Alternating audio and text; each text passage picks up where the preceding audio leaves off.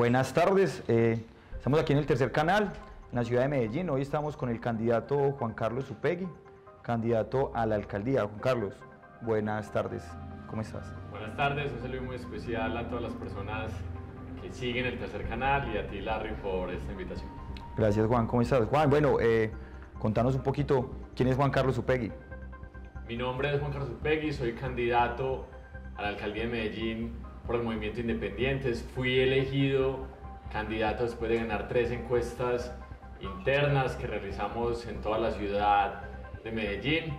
Especialmente hay un segmento de la población que me ha venido apoyando muchísimo más, los jóvenes, y con ellos he trabajado muchísimo. Fui secretario de la no violencia de la alcaldía de Medellín, estuve encargado de implementar los acuerdos de paz en la ciudad, de construir las políticas de construcción en los territorios, de agendas de paz y la justicia restaurativa también. He podido trabajar en la construcción del plan de gobierno y el programa de gobierno Medellín Futuro, que fue premiado como plan de desarrollo más importante de la ciudad de Medellín y en general de Colombia. Y también he podido trabajar en el gobierno nacional en temas de transformación digital, en temas de innovación. Soy filósofo de la Universidad Nacional. He tenido también la oportunidad de estudiar en Harvard y Bloomberg liderazgo de ciudades. Bueno, hoy estoy aquí recorriendo la ciudad, construyendo un programa de gobierno que permita que Medellín avance y vaya siempre adelante. Juan Carlos, ¿qué hace que un joven piense hoy que puede llegar a la alcaldía de Medellín? Estamos viviendo tiempos de transformación, que yo siempre digo que el cambio no es un gobierno, el cambio es una agenda. Sí. Y es una agenda de transformación cultural, es una agenda en donde se ha priorizado, por ejemplo, la necesidad de acabar el conflicto armado, que nuestra sociedad aprenda a tramitar de forma pacífica sus diferencias políticas, que la política y las armas estén separadas. También una agenda de reducción de brechas sociales, de implementación de unos derechos que, si bien están consignados en la Constitución de 1991, no los hemos visto, y estos son los derechos a la educación, a la salud, a la vivienda. Y por eso las nuevas generaciones estamos tomando posiciones de liderazgo, cada vez teniendo más voz, más participación, y en Medellín, por supuesto, no vamos a ser la excepción. Vamos a tener una agenda que va a trabajar por las transformaciones culturales, por ese cambio que se está construyendo en todas las regiones de Colombia. Qué bien. Juan, los 3 ejes fundamentales de las políticas públicas que vas a implementar siendo alcalde, ¿cuáles serían? En primer lugar, pues estamos construyendo una agenda de oportunidades para todas, para todos en los territorios, y eso sabemos que se puede materializar en primer lugar con el empleo. Estamos hablando de crear 200.000 nuevos empleos en la ciudad de Medellín, especialmente en 3 sectores que son la construcción, el turismo y la agenda de Valle del Software o de ciencia, tecnología e innovación que se está desarrollando ahora que somos distrito. Creemos que esa generación de empleo es fundamental para la ciudadanía, es lo que nos piden también en los territorios. Nos dicen: queremos oportunidades de salir adelante, y el empleo es la principal herramienta para que las familias puedan sacar adelante a los jóvenes, para que puedan conseguir esos recursos que necesitan para mejorar su bienestar. En segundo lugar, pues sabemos que la educación es ese motor fundamental de transformación de la sociedad, que nos permite conectarnos con esas nuevas agendas globales, que nos permite tener formación en los territorios, y por eso pues la matrícula cero, oportunidades de mejorar, por ejemplo, la formación para los docentes a través de fondos para hacer posgrados, se van a convertir en herramientas muy importantes para nuestra administración. Y lo que nosotros llamamos justicia climática, justicia ambiental, que es una agenda fundamental para nuestra generación, porque sabemos que hay unos desafíos que son globales alrededor de la protección del medio ambiente, alrededor del cuidado de la naturaleza, de los recursos naturales, y esto también implica una nueva visión de la ciudad, un nuevo modelo de ciudad donde el transporte público, donde la construcción de espacios para la ciudadanía, el espacio público, espacios verdes, se vuelven fundamentales. Entonces, básicamente esa es la agenda que estamos construyendo de la mano de la gente, de forma participativa siempre. Estamos visitando los territorios, hemos visitado ya las 16 comunas, los 5 corregimientos, haciendo talleres, recogiendo las necesidades y los proyectos que obviamente la gente quiere construir para la ciudad de Medellín. Qué bien. Un poquito salido del tema, pero ahora políticamente está pasando un hecho comunicacional y es que la JEP está mostrando unas verdades, como lo que acaba de pasar en Dabeiba, lo que está pasando ahorita con la JEP en estos municipios, lo del Aro. Nos estamos dando cuenta de unas historias y nos estamos dando cuenta de unas verdades, ¿cierto? ¿Cómo podemos traer eso frente a la política hoy, frente a las próximas elecciones que se vienen acá en la ciudad de Medellín? Bueno, para mí es muy importante este tema porque lo he trabajado como secretario de la no violencia, sé la importancia de que hagamos memoria para que no volvamos a repetir estas tragedias. Y hay que decirlo de forma clara, en Colombia hubo un holocausto que fue patrocinado por el Estado, que fue promovido por el Estado, que en este momento que está surgiendo la verdad, nos damos cuenta de que no eran unas cuantas manzanas podridas, como nos decían hace 15 años, hace 20 años, sino que era una política sistemática de usar las armas que tiene el gobierno para cuidar la ciudadanía en contra del pueblo. ¿Y quiénes hicieron eso? Entonces, aquí está implicada gran parte de la élite en Medellín y antioqueña que bajo una lógica de perseguir a las personas más vulnerables, campesinos inocentes, jóvenes en los barrios, crearon toda una máquina de la guerra que necesitaba crear falsos positivos para vendernos en los noticieros que estamos venciendo supuestamente un conflicto, una guerra que en realidad estaba lucrando a los más poderosos de la sociedad. Era una máquina económica también, porque se usaba para despojar las tierras de los campesinos, para promover proyectos mineros en los territorios, en las comunidades donde no había mucho desarrollo, y lo que hacían es llegar con el paramilitarismo y en conjunto con el Estado a cometer masacres. Y por eso la verdad que está surgiendo en este momento es tan incómoda para el uribismo, para el ficuribismo que durante tanto tiempo estuvo en silencio en Antioquia, que nadie era capaz de levantar la mano y decir ese genocidio que se cometió contra los jóvenes de los barrios populares en Medellín, porque los falsos positivos, como lo dijeron los militares que confesaron ante la JEP, fueron cometidos con jóvenes de los barrios de Medellín. Y eso no puede volver a suceder, y por eso es importante la memoria.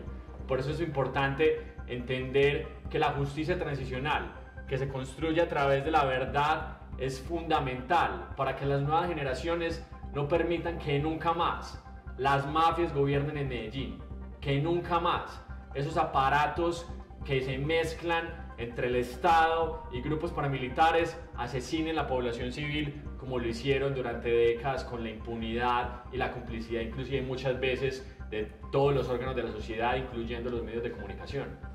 Creo que también podemos agregar de que muchas dificultades que tiene la ciudad hoy es por ese éxodo de la guerra.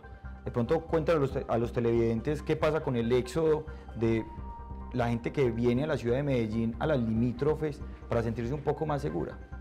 Claro que sí, aquí hay unas cifras que hablan por sí mismas. Medellín tiene oficialmente registradas 700.000 víctimas. 700.000 víctimas del conflicto armado, que la mitad de ellas llegaron a la ciudad desplazados por la violencia en los territorios de Antioquia y otros lugares de Colombia. Y el Estado, que muchas veces los negó, que el uribismo los llamó migrantes, que Álvaro Uribe decía que esos jóvenes estaban recogiendo café y que sembraron la violencia realmente en los territorios, crearon unas condiciones de transformación del territorio urbano porque esas personas llegaron sin oportunidades a los barrios.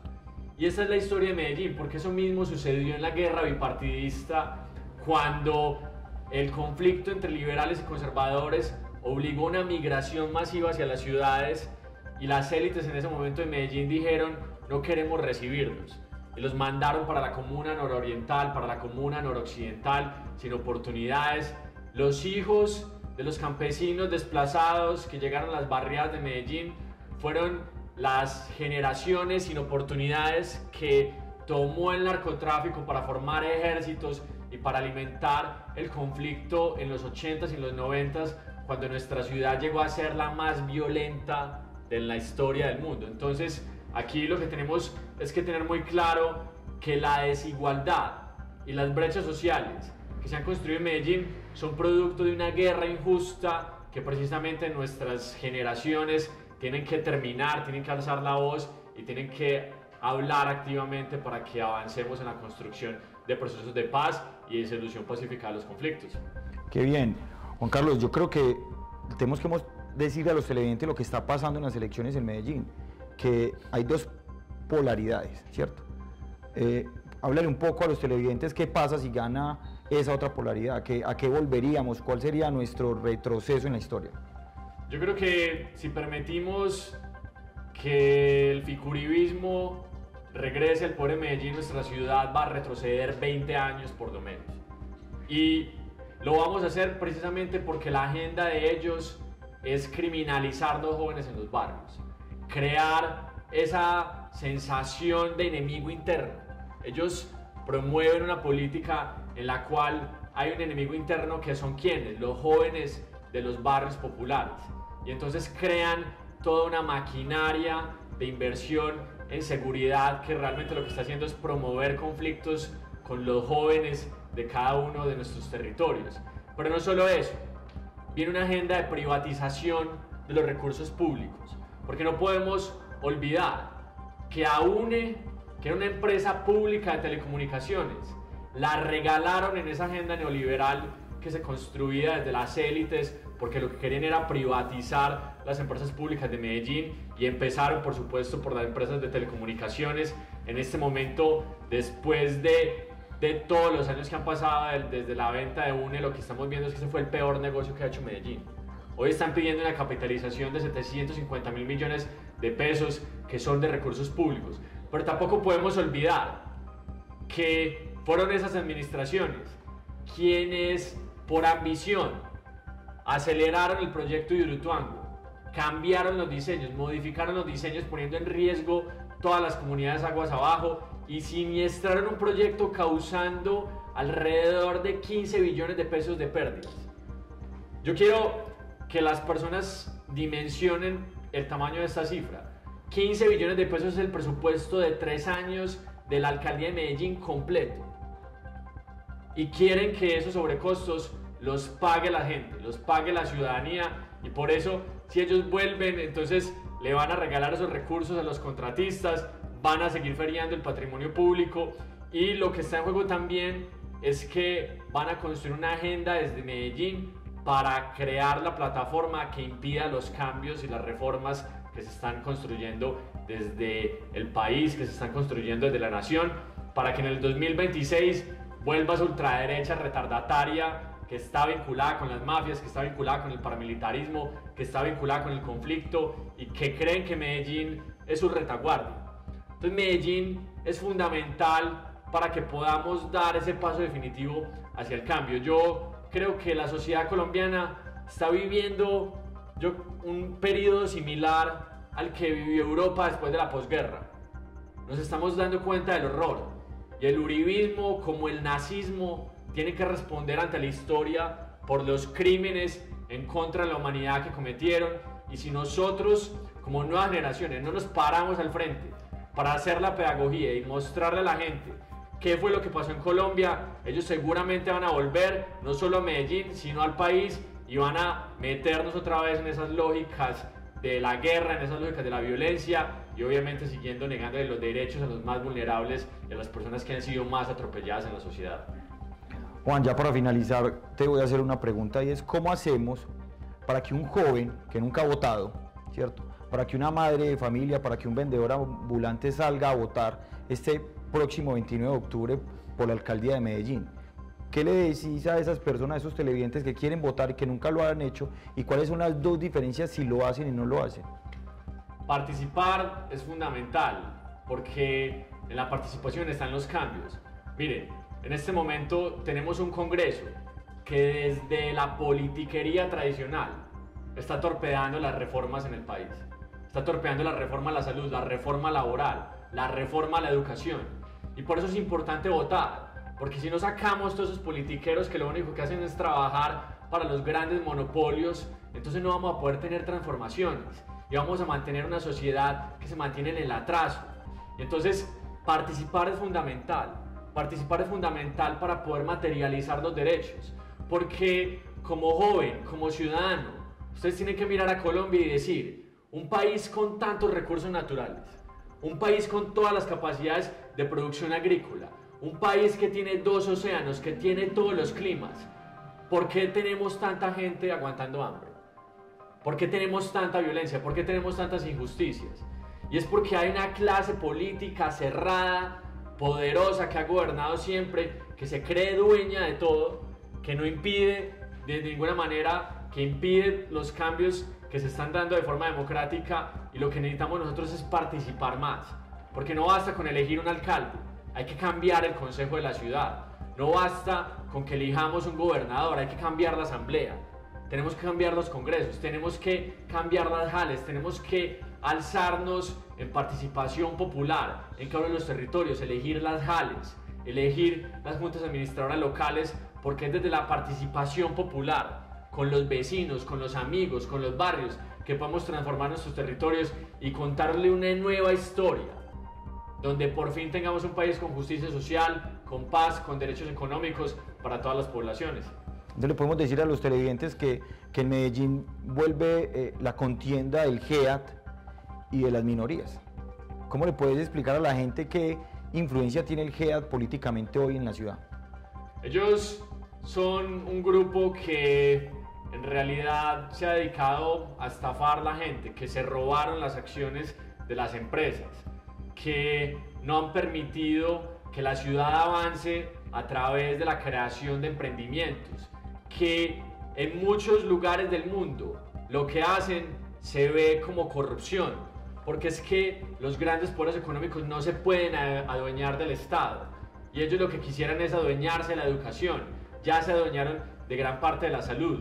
Entonces es fundamental que la ciudadanía sea activa políticamente, aumentar la cultura políticamente, para que entendamos que no es normal que unos monopolios se adueñen de las instituciones públicas y la pongan a trabajar para su lucro, porque todo lo contrario. Entonces tenemos una lógica que ha venido permeando bajo el modelo neoliberal en el país y en el mundo, que tenemos que transformar, y es que se privatizan las ganancias, se socializan las pérdidas, y eso es lo que ha venido sucediendo. Eso es lo que pasó con Hidroituango. Entonces ellos querían obviamente quedarse con las ganancias de Hidroituango, pero una vez se siniestró, entonces ahí sí vamos a socializar esas pérdidas, vamos a socializar esos sobrecostos. No, yo creo que tenemos que avanzar en una agenda en la cual la sociedad organizada defiende el patrimonio público, defiende la creación de derechos, y por supuesto, sobre todo con estas discusiones que se han venido dando alrededor de los derechos laborales.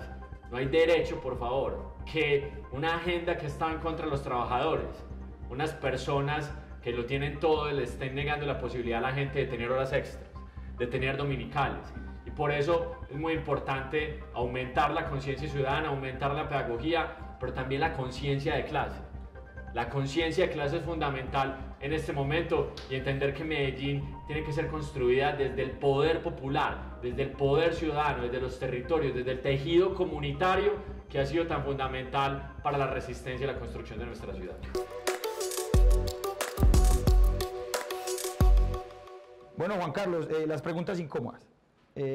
Son preguntas que debe saber cualquier persona que vive en la ciudad de Medellín, ¿cierto? Entonces, ¿cuánto vale un pasaje de metro? Pasaje de metro está en 2.900 en este momento. Pero si tenemos sí. si tenemos la cívica, porque a veces cuando no la tenemos Sí, no claro, podemos entrar. Sí, con la cívica 2.900. ¿Cuánto vale una bolsa de leche? La bolsa de leche depende. En el de uno en general puede uno conseguirla por ahí 4.500, 5.000 en algunos lugares. Ah, bueno. Juan Carlos compra bolsa de leche en el de uno, sí, hay que anotarlo ahí. ¿Cuánto vale una mínima de un taxi? La mínima está en 6.500 alrededor, más o menos 6.500. Bueno, Juan Carlos, muchas gracias. Me parece que sí sabes y que andas de esta ciudad a pie, no como muchos que lo andan desde la periferia o desde la comuna 16 o 14. Larry, muchas gracias. Un saludo muy especial a toda la audiencia del Tercer Canal. Les mando un abrazo muy grande desde aquí. Mi nombre es Juan Carlos Upegui y bueno, vamos con toda a construir un proyecto popular para que Medellín vaya siempre adelante. Listo, Juan. Muchas gracias, hermano. Eso, parcero, lo hizo muy, muy bien, hermano. Si te gusta nuestro contenido y no quieres perderte nada de la agenda alternativa, suscríbete a nuestro canal y activa la campana de notificaciones. recuerda darle like a este video y por supuesto compartirlo con tus familiares, amigos y conocidos. Así juntos visibilizamos La Colombia profunda. Recuerda, somos el tercer canal, la voz de los que no tienen voz. Apoya el trabajo periodístico del tercer canal. Ingresa a la aplicación o a la página web de DaviPlata. Dale clic a la opción Pasar Plata. Elige la opción A otro DaviPlata, llena los datos y digita el número de cuenta 304-271-5010. Elige la cantidad que deseas aportar. Continúa los pasos y confirma tu aporte. Y listo. Juntos visibilizamos la otra Colombia.